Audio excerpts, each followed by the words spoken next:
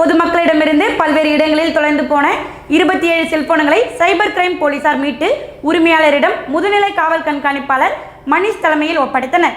காரைக்கால் மாவட்டத்தில் அண்மை காலங்களில் பொதுமக்கள் பல்வேறு இடங்களில் தங்களது செல்போனை தொலைத்து உள்ளனர். இதனை கண்டுபிடித்து கொடுக்கும்படி காரைக்கால் சைபர் கிரைம் போலீசாரிடம் செல்போன் உரிமையாளர்கள் புகார் அளித்தனர். இதனையடுத்து காணாமல் போன செல்போன்களை கண்டுபிடிப்பதற்காக காரைக்கால் மாவட்ட சைபர் கிரைம் போலீசார் தேடி வந்தனர். இந்த நிலையில் அண்மையில் காணாமல் போன 5 லட்சம் மதிப்பிலான 27 விலையுயர்ந்த ஸ்மார்ட் போன்களை IMEI எண் உதவியால் மீட்டெடுத்து உரிமையாளரிடம் வழங்கப்பட்டது. காவல் கண்காணிப்பாளர் பாலச்சந்திரன் மற்றும் காரைக்கால் மாவட்ட முதுநிலை காவல் கண்காணிப்பாளர் மணிஷ் சிறப்பாக செயல்பட்டு செல்போன்களை கண்டுபிடித்த காரைக்கால் சைபர் கிரைம் ஆய்வாளர் பிரவீன் மற்றும் போலீசாருக்கு பாராட்டுகளையும் வாழ்த்துகளையும் தெரிவித்தனர். திருநள்ளாறு சனீஸ்வர பகவான் ஆலயத்தில் உண்டியல் காணிக்கை என்னும் பணிகள் நடைபெற்றது. காரைக்கால் அடுத்த திருநள்ளாற்றில் உள்ள உலக புகழ்பெற்ற தர்பாரணேஸ்வரர் வேதஸ்தானம் ஸ்ரீ சனீஸ்வர பகவான் ஆலயத்தில் உள்ள உண்டியல்களில் பக்தர்கள் செலுத்தும் காணிக்கையை 3 மாதத்திற்கு ஒரு முறை எண்ணப்படுவது வழக்கம். அந்த வகையில் இன்று உண்டியல் காணிக்கை என்னும் பணிகள் தொடங்கி நடைபெற்று வருகிறது. இந்த பணியில் 50க்கும் மேற்பட்ட கோவில் ஊழியர்கள் மற்றும் வங்கி அதிகாரிகள் ஈடுபட்டுள்ளார்கள். மேலும் உண்டியல் என்னும் பணிகளை கோவில் நிர்வாகம் சார்பில் CCTV கேமரா மூலம் கண்காணித்து வருகின்றனர்.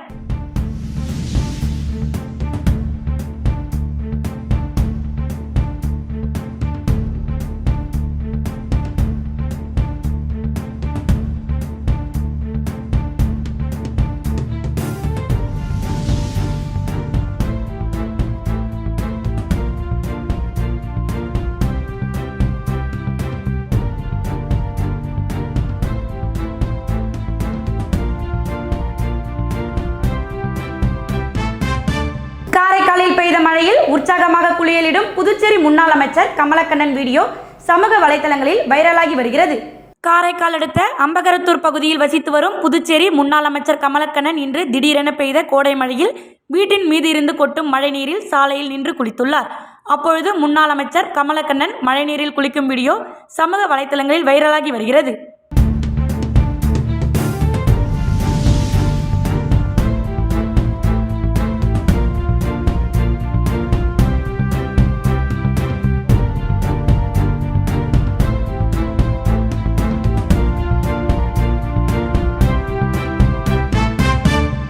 புதுச்சேரி அரியாங்குப்பம் செடிலாடி அம்மன் ஆலயத்தின் வன்னியர் குல சத்திரியர் மரபினர் சார்பில் நடைபெற்ற வீதி உலாவில் ஆயிரக்கணக்கான பக்தர்கள் கலந்து கொண்டு சுவாமி தரிசனம் செய்தனர். புதுச்சேரி அரியாங்குப்பம் செடிலாடி அம்மன் ஆலயத்தின் வன்னியர் குல மரபினர் சார்பில் நடைபெற்ற வீதி உலாவில் ஆயிரக்கணக்கான பக்தர்கள் கலந்து கொண்டு சுவாமி தரிசனம் செய்தனர். தொடர்ந்து அம்மனுக்கு பல்வேறு அபிஷேகங்கள் ஆராதனைகள் செய்யப்பட்டு பல்வேறு வாகனங்களில் எழுந்தருளி வீதியுலா நடைபெற்றது. இதில் ஏராளமான பக்தர்கள் கலந்து கொண்டு அம்மனின் அருளை பெற்று சென்றனர். இதில் முக்கிய நிகழ்வான வன்னியர் குல மரபினர் சார்பில் சுவாமி வீதி உலா மற்றும் சிறப்பு பூஜைகள் நடைபெற்றது. பல்வேறு கலை நிகழ்ச்சிகள் ஏற்பாடு செய்யப்பட்டிருந்தது. மேலும் அம்மனுக்கு சிறப்பு அபிஷேகம் ஆராதனை செய்யப்பட்டு யானை வாகனத்தில் எழுந்தருளிய அம்மன் வீதி உலா நடைபெற்றது. இதில் வன்னியர் குல மரபினர் சார்பில் நடைபெற்ற உபயத்தில் சிறப்பு விருந்தினராக அரியாங்குப்பம் தொகுதி சட்டமன்ற உறுப்பினர் பாஸ்கர் என்கிற தட்சிணாமூர்த்தி, முன்னாள் அரசு கொறடா RKR அனந்தராமன் மற்றும் காங்கிரஸ் கட்சி பிரமுகர் ஐயப்பன், திமுக பிரமுகர் லோகையன், NR காங்கிரஸ் பிரமுகர் பாஸ்கரன் மற்றும் மூத்த பத்திரிகையாளர் கன்னிராஜா, அரியாங்குப்பம் தொகுதி பாஜக பிரமுகர் விக்கி என்கிற ராஜகணபதி உட்பட ஆயிரக்கணக்கான பக்தர்கள் கலந்து கொண்டு சுவாமி தரிசனம் செய்தனர். மேலும் அரியாங்குப்பம் தொகுதியை சேர்ந்த ஏராளமான முக்கிய பிரமுகர்கள், பொதுமக்கள் என அனைவரும் திரளாக கலந்து கொண்டு சுவாமி தரிசனம் செய்தனர்.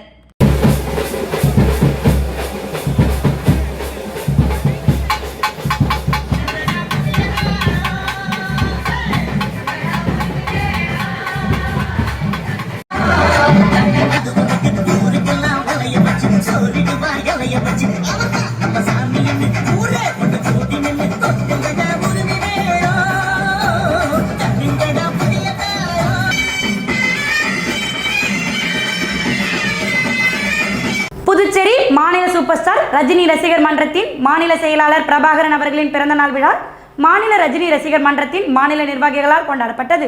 புதுச்சேரி மாநில சூப்பர் ஸ்டார் ரஜினி ரசிகர் மன்றத்தின் மாநில செயலாளர் பிரபாகரன் அவர்களின் பிறந்தநாள் விழா மாநில ரஜினி ரசிகர் மன்றத்தின் மாநில நிர்வாகிகளால் கொண்டாடப்பட்டது. ஜோதி, குமார், கோபி, தினகர், பாலமுருகன், வில்லியம்ஸ், கலை, கதிரவன், முருகன், ராமகிஷோர், நெல்லித்தோப்பு முரளி, சோபாரவி, உருளையன்பேட்டை விமல், சுரேஷ், வானரப்பேட்டை வாசு, மணவெளி வெங்கடேசன், உசுடு பாலா, அப்பாஸ் ஆகியோர் கலந்து கொண்டு மாநில செயலாளர் பிரபாகரன் அவர்களை வாழ்த்தினார்கள். இந்த நிகழ்ச்சியினை ரஜினி ரசிகர் மன்றத்தின் மாநில துணை செயலாளரும் உப்பளம் தொகுதி என்ஆர் காங்கிரஸ் தலைவருமான டாக்டர் பாஸ்கர் ஒருங்கிணைத்து நன்றி கூறினார். இரண்டாம் உலகப் போர் முடிந்ததன் 79வது நினைவு தினத்தை முன்னிட்டு புதுச்சேரி கடற்கரை சாலையில் உள்ள பிரெஞ்சு போர் வீரர் நினைவிடத்தில் இந்தியா மற்றும் பிரெஞ்சு அரசாங்கத்தின் சார்பில் அஞ்சலி செலுத்தப்பட்டது. இரண்டாம் உலகப் போர் நேச நாடுகளுக்கும் அச்சு நாடுகளுக்கும் இடையில் 1939 முதல் 45 வரையிலான காலகட்டத்தில் நடைபெற்ற மிகப்பெரிய உலகப் போர் ஆகும். அனைத்து உலக வல்லமை பெற்ற நாடுகளில் பெரும்பாலானவை இதில் பங்கெடுத்தன. இதில் 30க்கும் மேற்பட்ட நாடுகளை சேர்ந்த 10 கோடிக்கும் மேற்பட்ட இராணுவ வீரர்கள் நேரடியாக பங்கெடுத்தனர். இந்த போரில் விமானங்கள் மூலம் மக்கள் தொகை மிகுந்த மையங்கள் மீது குண்டுகள் மற்றும் அணு ஆயுதங்களும் பயன்படுத்தப்பட்டதால் 7 முதல் 8.5 கோடி பேர் இதில் உயிரிழந்தனர். இவர்களில் பெரும்பாலானவர்கள் அப்பாவி பொதுமக்கள் என்பது குறிப்பிடத்தக்கது. மனித பேரழிவை ஏற்படுத்திய இரண்டாம் உலகப் போர் முடிந்ததின் 79வது ஆண்டு நினைவு தினம் இன்று உலகம் முழுவதும் அனுசரிக்கப்படுகிறது. இதன் ஒரு பகுதியாக புதுச்சேரி கடற்கரை சாலையில் உள்ள பிரெஞ்சு போர் வீரர் நினைவு சின்னத்தில் இரண்டாம் உலகப் போரின் போது உயிர் நீத்த வீரர்களுக்கு அஞ்சலி செலுத்தும் நிகழ்ச்சி இன்று நடைபெற்றது. இதில் இந்தியா மற்றும் பிரான்ஸ் நாட்டின் தேசிய கீதம் இசைக்கப்பட்டு போரில் உயிரிழந்த வீரர்களுக்கு மௌன அஞ்சலி செலுத்தப்பட்டது. பிரெஞ்சு துணை தூதர் ஜூன் பிலிப் ஹூதர் மற்றும் புதுச்சேரி அரசு சார்பிலும் துணைநிலை ஆளுநர் சார்பில் மாவட்ட ஆட்சியர் குலோத்துங்கன் மற்றும் பிரெஞ்சு தூதரக அதிகாரிகள் உலகப் போரின் போது உயிர் நீத்த வீரர்களுக்கு போர் வீரர் நினைவு சின்னத்தில் மலர் வளையம் வைத்து அஞ்சலி செலுத்தினர். இந்த நிகழ்ச்சியில் பிரெஞ்சு முன்னாள் ராணுவ வீரர்கள், புதுச்சேரியில் வாழும் பிரெஞ்சு குடியுரிமை பெற்றோர் உட்பட ஏராளமானோர் கலந்து கொண்டனர்.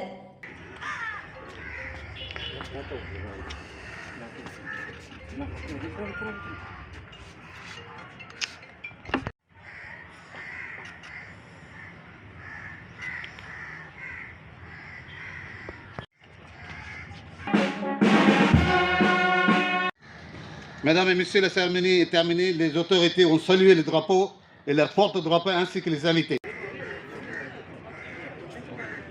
புதுச்சேரி சாரம் மதர் முதியோர் இல்ல நிர்வாகியும் முனைவருமான பரணிச்சந்திரன் லெபாஸ் பிறந்த நாளை முன்னிட்டு 500க்கும் மேற்பட்ட ஏழை எளிய மக்களுக்கு அன்னதானம் வழங்கப்பட்டது. புதுச்சேரி சாரத்தில் இயங்கி வரும் மதர் முதியோர் இல்ல நிர்வாகியும் முனைவருமான கமல் என்கிற பரணிச்சந்திரன் லெபாஸ் பிறந்தநாள் விழா இன்று வெகு விமர்சையாக கொண்டாடப்பட்டது. இதனையொட்டி ஏழை எளிய மற்றும் தூய்மை பணியாளர்களுக்கு அன்னதானம் வழங்கும் நிகழ்வு நடைபெற்றது. தொடர்ந்து பிருந்தாவனத்தில் தூய்மை பணியாளர்கள் சுமார் 100க்கும் மேற்பட்டவர்களுக்கு காலை உணவை முனைவர் பரணிச்சந்திரன் வழங்கினார். தொடர்ந்து 45 அடி ரோடு காமராஜர் நகர் தொகுதிக்குட்பட்ட பகுதியில் சுமார் 500க்கும் மேற்பட்ட ஏழை எளிய மக்களுக்கு அன்னதானம் வழங்கப்பட்டது. இதில் முதியோர் இல்லத்தைச் சேர்ந்த முக்கிய பிரமுகர்கள், சமூக ஆர்வலர்கள், பொதுமக்கள் என அனைவரும் திரளாக கலந்து கொண்டனர். மேலும் அன்னதானத்தை பெற்றுக்கொண்ட ஏழை எளிய மக்கள் வயிறார உண்டு முனைவர் பரணிச்சந்திரனை மனதார வாழ்த்தியும் சென்றனர். புதுச்சேரியில் உள்ள ஸ்ரீ அங்காள பரமேஸ்வரி அம்மன் ஆலயத்தில் ஸ்ரீ தாண்டவேஸ்வரருக்கும் ஸ்ரீ அங்காள பரமேஸ்வரி அம்மனுக்கும் நடைபெற்ற திருக்கல்யாண உற்சவத்தில் முதலமைச்சர் ரங்கசாமி உள்ளிட்ட ஏராளமான பக்தர்கள் சுவாமி தரிசனம் செய்தனர். புதுச்சேரி சண்முகாபுரம் பகுதியில் உள்ள அன்னை சோனியா காந்தி நகரில் மிகவும் சக்தி வாய்ந்த ஸ்ரீ அங்காள பரமேஸ்வரி அம்மன் ஆலயம் உள்ளது.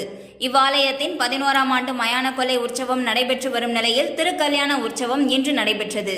முன்னதாக கோவில் வளாகத்தில் ஸ்ரீ தாண்டவேஸ்வரரும் ஸ்ரீ அங்காள பரமேஸ்வரி அம்மனுக்கு பல்வேறு வண்ண ஆபரணங்கள் அணிவித்து மாலை மாற்றுதல் உள்ளிட்ட நிகழ்ச்சிகள் நடைபெற்றதை தொடர்ந்து திருக்கல்யாண உற்சவம் நடைபெற்றது.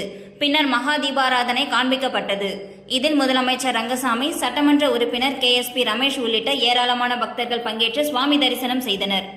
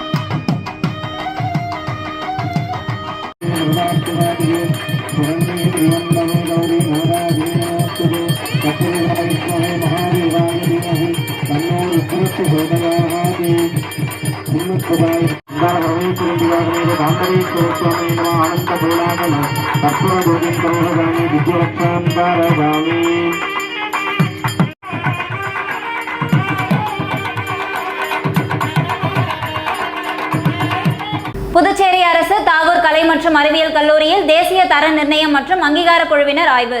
தாகூர் கலை மற்றும் அறிவியல் கல்லூரியில் தேசிய தர நிர்ணயம் மற்றும் அங்கீகார குழுவினரின் ஆய்வு 2 நாட்கள் ஆய்வு என்று தொடங்கியது. முதல் நாளான இன்று வருகை புரிந்த தேசிய தர நிர்ணயம் மற்றும் அங்கீகார குழுவில் இடம்பெற்றுள்ள குஜராத் பல்கலைக்கழகத்தின் துணைவேந்தர் டாக்டர் விஜயகுமார் ஸ்ரீவஸ்தவா தலைமையில் டெல்லி பல்கலைக்கழக வணிகவியல் துறையின் பேராசிரியர் டாக்டர் விஜயகுமார் ஸ்ரோத்ரியா, பஞ்சாப் ஜலந்தர் ஹன்சுராஜ் மகிழா மகா வித்யாலயாவின் முதல்வர் டாக்டர் அஜய் சரின், பெங்களூரு தேசிய சட்டப்பள்ளியின் துணை ஆலோசகர் டாக்டர் ஏஎஸ் பிரசாந்த் ஆகியோரை கல்லூரியின் முதல்வர் சசிகாந்ததாஸ் வரவேற்றார். தொடர்ந்து என்சிசி மாணவர்கள் அணிவகுப்பு மரியாதை செலுத்தினார்கள். பின்னர் கல்லூரியில் கொரோனா நோயினால் உயிரிழந்தவர்களின் நினைவாக அமைக்கப்பட்டுள்ள கொரோனா நினைவு தோட்டத்திற்கு சென்று மலரஞ்சலி செலுத்தினர். பின்னர் கல்லூரியின் நுழைவு வாயிலில் உள்ள தாகூர் சிலைக்கு மலரஞ்சலி செலுத்தினர். இதனையடுத்து கல்லூரியின் முதல்வர் கல்லூரி குறித்த சிறப்புகளை காணொலி காட்சியின் மூலமாக கல்லூரியின் சாதனைகள், கல்வி சார்ந்த செயல்பாடுகள், மாணவர்களின் குறிப்பிடத்தகுந்த வளர்ச்சி இவற்றை விளக்கினார்.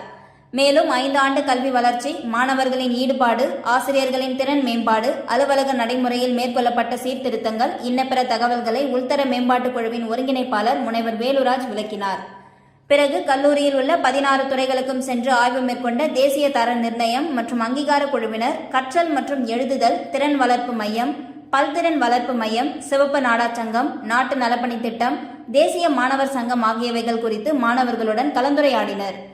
இதனைத் தொடர்ந்து மாணவ மாணவிகளின் கலை நிகழ்ச்சிகள் நடைபெற்றது. இதில் பெற்றோர்கள், மாணவர்கள், பேராசிரியர்கள் என அனைவரும் திரளாக கலந்து கொண்டனர். இத்துடன் செய்தி நிறைவடைகிறது. நன்றி, வணக்கம்.